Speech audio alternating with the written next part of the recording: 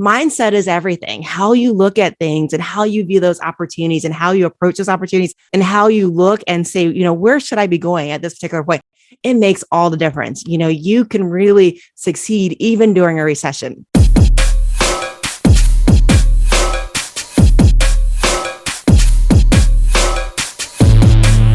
We have a pretty interesting topic today. And the topic that we're going to talk about is a topic that, people have just kind of been bringing it up to me. What do I do now that things are starting to shift? How do I prepare myself? And today, what I want to do is I want to talk about how to navigate a recession. And it's official now. We are in a bear market. And when I say bear market, I don't know if anybody knows that difference between a bear market and a bull market, but a bear market, it gets its name from bears. In the wintertime, they hibernate, right? They stop their beariness, right? They go into their caves, they go alone. And that's exactly what we see when the market starts to retract, right? The market is backing up, it's going away, it's going into its cave, just like a bear would hibernate in the wintertime. And that's the reason why they call it a bear market versus a bull market where, bulls are known for charging, right? They love that color red. They go at you at full speed. In a bull market, there's more of a full charge type of market. And so we're in the opposite of a bull market right now. We're going more so into a bear market. And so today, what I want to do is I want to talk about that. I want to talk about the bear market and how we as business owners, we as entrepreneurs want to be able to adapt to that particular situation. And just give you some tips in terms of how to adjust for your business. And first of all, I just want to say something. And I think that it's really important to say is that mindset is everything. Mindset is everything, meaning that you could be in the best of situations, the worst of situations, and even the worst of situations because of your mindset, really be able to pivot and really turn your situation around. I started my business way back in 2007. You guys remember 2007. I think a lot of you guys probably started your businesses around that time too. And 2007 was an interesting year, right? Because that was that year that everyone turned against Wall Street, right? Because there was this mortgages that were being lent out. People were getting mortgages probably more than what they could afford. There was something called securitizations that was going on where they were taking these mortgages and they were converting it into shares. And well, it all crashed in 2007, right? People were starting to default on those mortgages. Those shares were starting to plummet for those mortgages that had been securitized, right? And suddenly we were in what we called the Great Recession. And I remember, I had actually just had my little girl, right? Before everyone even thought that there was a Great Recession. And I remember talking to my husband. I was like, you know what? I think I want to do something different. Instead of going back into corporate America, I think I want to just go ahead and start my own business. And I remember he was like, oh, Lord, I don't know about this. This is a big jump for us. And I remember calling up my boss probably like 3 weeks before I was supposed to go back. And I remember telling him, you know what, I'm not going to be coming back. I'm going to be pivoting my direction, spending a little bit more time with my daughter who was just born. And I'm going to be starting my own business is what I told him. And lo and behold, as soon as I put in that 2 weeks notice on maternity leave, right? A few weeks later, literally, we started going into the Great Recession, right? You started seeing about AIG defaulting and how they were asking for a bailout. Automotive companies were asking for a bailout. And it was interesting because I was just starting my business. And it was like a few years later after I started my business, I was laughing because I was like going through and cleaning out my cabinets, like we all should be doing every now and then, cleaning out our cabinets. And I laughed because I found this bank statement at the time because, keep in mind, this is like many years ago. And I was like, oh my gosh, honey, is that all that we had when I started my business? Like $1,000? Is that all that we had? And I laughed because, we started this business during the worst time, the worst recession, right? The Great Recession. And in that time, not only did we start a business, but we ended up creating a net worth of over $1 million. And this is not including the business, just with assets, just how we invested, how we reinvested, how we made different business decisions. We ended up really pivoting our lives and we started doing a great recession. And so what I'm saying is mindset is everything. How you look at things and how you view those opportunities and how you approach those opportunities and how you look and say, where should I be going at this particular point? It makes all the difference. You can really succeed even during a recession. Most of the great millionaires that were made or billionaires, these John Paul Gettys, it happened during the recession, right? It happened during a recession or depression or something like that. So I want you guys to keep that in mind as we go through this. And really, it's important to understand that, just because the stock market crashes or the stock market goes down, the money didn't just evaporate. The money's still there and the opportunities are still there. The needs are still there, right? And so you really have to pivot what you're doing and really control your mindset in order to really pursue those opportunities. So first of all, let's talk about today, right? Let's talk about where we are today, because I've been watching the stock market too. And, the stock market has been going a little bit up, but mostly down, right? It's been plummeting, right? Sometimes 20%. And, right now, your best asset that you're holding in your portfolio is your cash positive business. And a lot of these habits that you've created along the way with profit first, with putting away money for your owner's pay, putting away money for your profit, putting away money for tax, right? And being responsible and creating that system, that's going to serve you. That's going to continue to serve you. Those things don't go away just because the markets crash, right? Those habits have continued to serve you and they will continue to serve you. And if you keep those up, you're going to really thrive during this recession. And, even though a lot of these companies like Procter and Gamble and all these companies that are presented on the Standard and Poor's, right, the indexes, right, they may be worth less from an asset standpoint, but really, why are they worth less? Why are they worth 20% less than what they were a couple of months ago? And the reason why is because the market is reacting emotionally, right? They're reacting emotionally. They're seeing inflation go up. And they're just reacting, right? It doesn't necessarily mean that that's the real value of what's happening there. And for some of you guys, especially you guys have been implementing profit first for a while, right? You started to create a cash reserve. And, we call that the vault account. And if you have that cash reserve and you've got cash that's not earmarked for anything, right? This is your opportunity now to start looking at, hey, maybe there's some blue chip stocks that are out there that it might be worth me investing, right? Because suddenly the whole country has gone on sale, right? This is an opportunity for me to start looking at how do I diversify my business? What can I buy low right now that's going to go up in value, right? One of the worst things that you can do is keep large amounts in cash that's not working for you, right? It's better to put it in treasury stock where you're at least keeping up with the rate of inflation, because now the dollar is worth a little bit less every single day because of inflation. So you want to start to look at how can I diversify? How can I at least at minimum keep up with the rate of inflation? So that's some of the things I would want to say. Now, the next thing I would say is look for the opportunities. Look for the opportunities. I shared my story about the Great Recession of 2007, right? I talked about, how the mortgage lending market had turned over upside down, how people were defaulting on these mortgages, right? And companies were asking for bailouts, right? And it's interesting because during this Great Recession, when everybody was going henny penny, the world is falling down, right? One of the things that happened during this recession was we had the largest growth in entrepreneurship in over any 14-year period. Literally the largest group of entrepreneurs. More people started to build their businesses. More people started to start their businesses during the recession. And that's important because, let's say you service large corporations, the big hospitals, or you service like the automotive dealership, or you service Coca-Cola, right?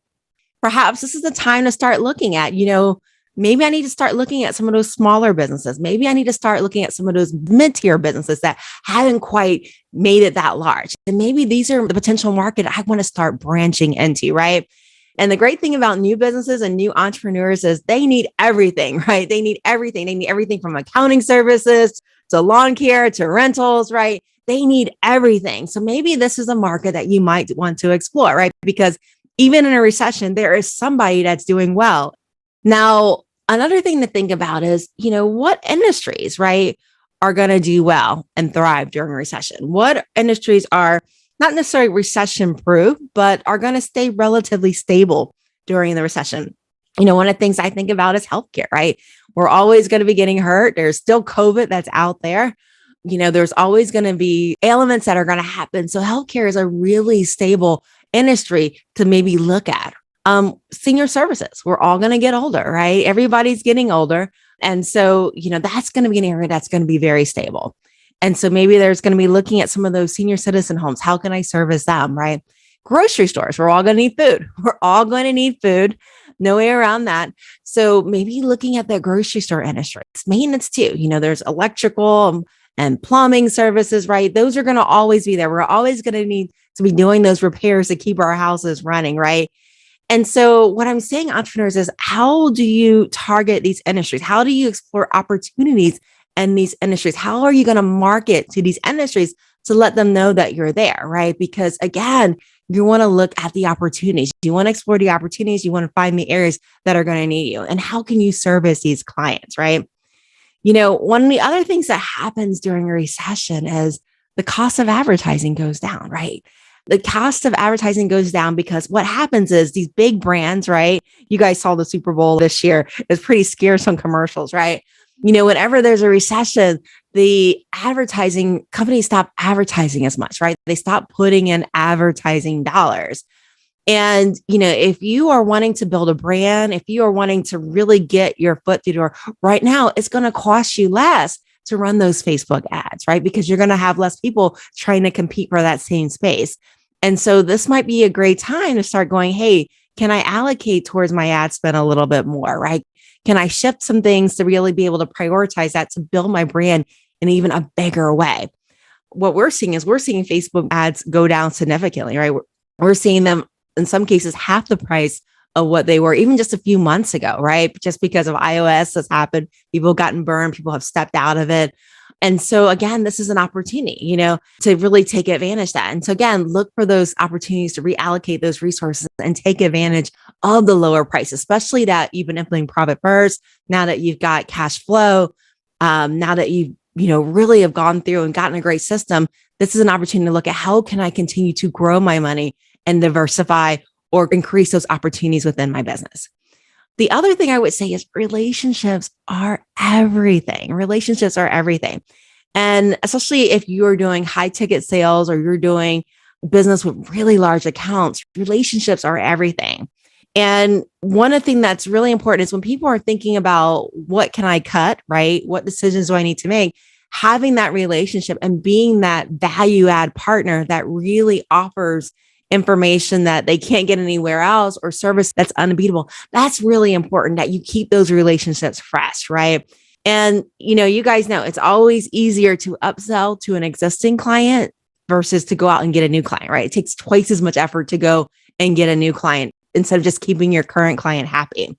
And so send out those personalized cards, do that office business, drop by and say, hey, I just brought you some flowers just because I was thinking about you, or some cookies, right? For the guys out there, take that client to lunch because those relationships are everything right now. So you want to make sure that if you haven't already, create a high touch business. If you're a cleaner out there, make sure you leave maybe some extra flowers on a CEO's desk one day, just to say you were there. But definitely, this is the time to add those personal touches to really foster that relationship to say, you know what, I really appreciate you. I thought about you. One of the other things that we're encouraging people to do is do those private promotions. And what I mean by private promotion is, I'll give you an example. When my husband and I first got married many years ago, he was in school still. And I remember he got me this little ring because he was still in school. He was a student at the time. And I remember that the ring got knocked out of the prongs, which happens with little rings. So sometimes the prongs are too big.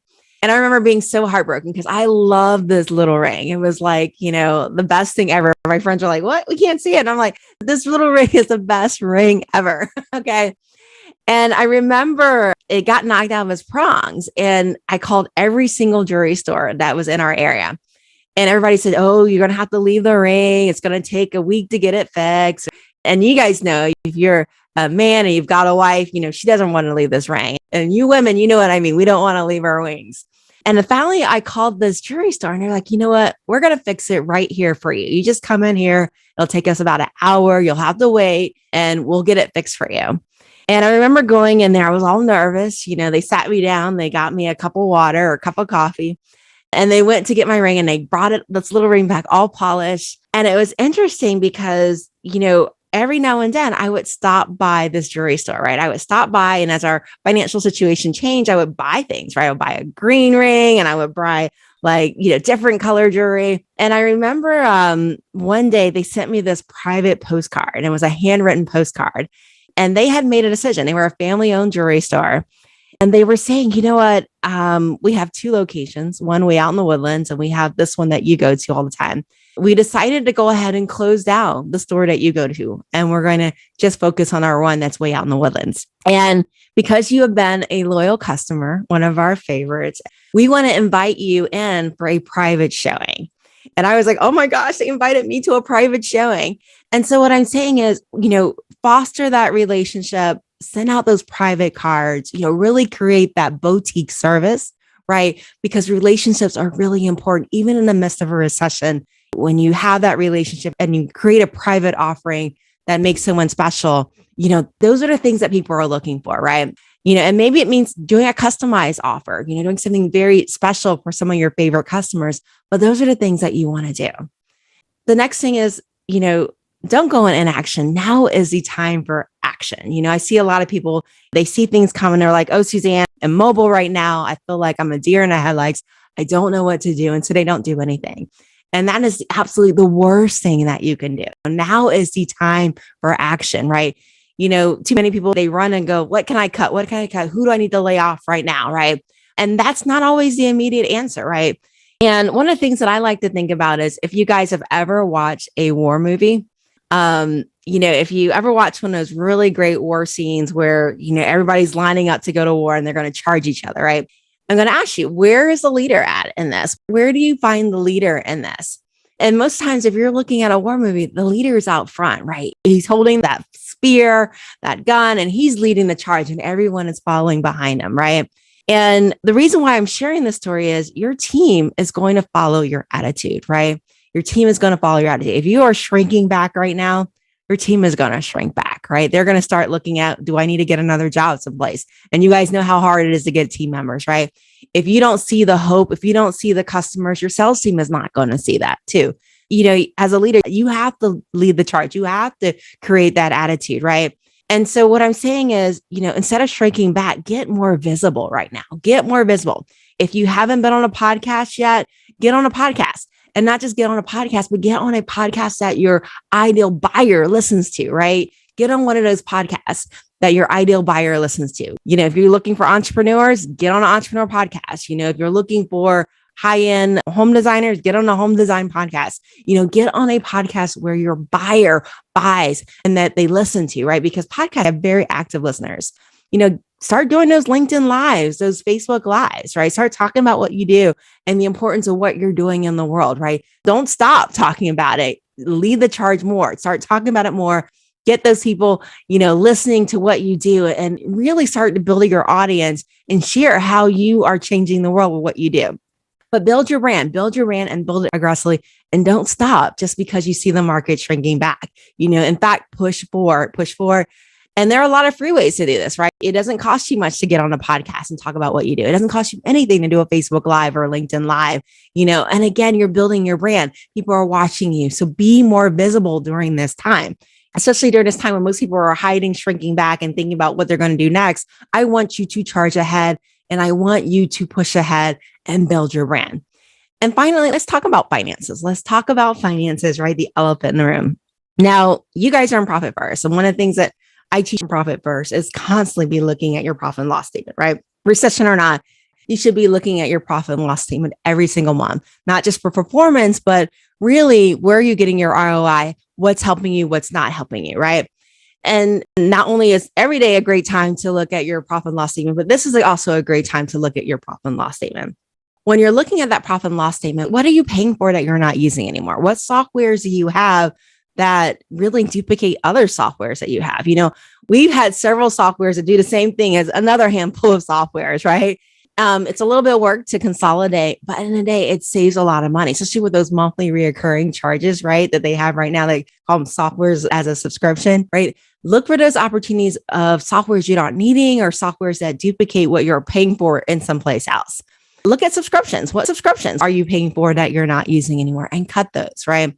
And again, what you want to do is you want to take a surgical approach, right? You don't want to take the blunt scissors. You don't want to chop it. You literally want to go line by line, expense by expense, and go, what am I needing right now? What's helping me? What's giving me value? What's helping me make great decisions? And you want to make sure that you keep those expenses. And anything that's duplicated, what can be consolidated? What can be consolidated that I don't need the same of? And I can get rid of that and save more cash, right? And then, there's also renegotiations. Maybe, you've used a vendor for a while, especially if you're a large vendor to them, right? If you're talking, most of you guys are multi six-figure businesses, right? Several of you are $1 million businesses, right? You're a substantial customer to some of these businesses, right? So if you're using like Stripe or you're using like QuickBooks Merchant Services and you're running $1 million of sales or multi-million dollars of sales to QuickBooks, right? Or Stripe, this is an opportunity to go, what, Stripe, I'm not going to use you anymore if you don't cut my rate, right? So again, this is an opportunity to renegotiate some of those fixed rates and say, hey, I'm bigger than what you think I am, and I'm going to use that leverage. So this is a time to renegotiate and maybe even get some of those custom packages. And again, things that are not bringing you value, things that are not making you happy, what you're doing is you're cutting those.